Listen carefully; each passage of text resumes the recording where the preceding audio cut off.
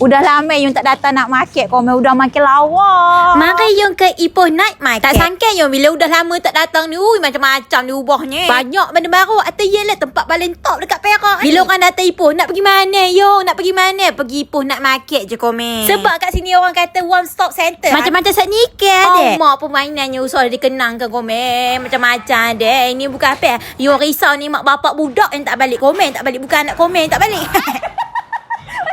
Kion dia tak takut atas sini. Sebab apa dia takut aku lebih?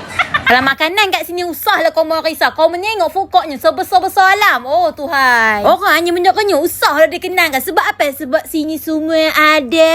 Kalau tak seronok, tak okey tempat ni orang tak datang. Ini ramai. Angat pijol lah yang sesak tak pernah apa. Ish komen ni kipas besar dia gabak ni. Ay, takkan angat pijol lagi depan dah dosen. Komen dia kepada cari meja bangku. Ha ni ada je elok luah tenang. Ini Black Forest Cafe. Kami akan dibuka. Tak sabarnya. Jauh yo. Apa jauhnya? Exit Toh Ipoh tu 2 minit sampai dah ke night market ni ha. Depan JJ je komen. Bapak parkingnya luar. Janganlah risau tak mana parking. Pada komen yang nak bekerjasama dengan nak makan, nak jadi vendor boleh kontak nombor tertera. Ate mohlah ke Ipoh nak market. Ate komen.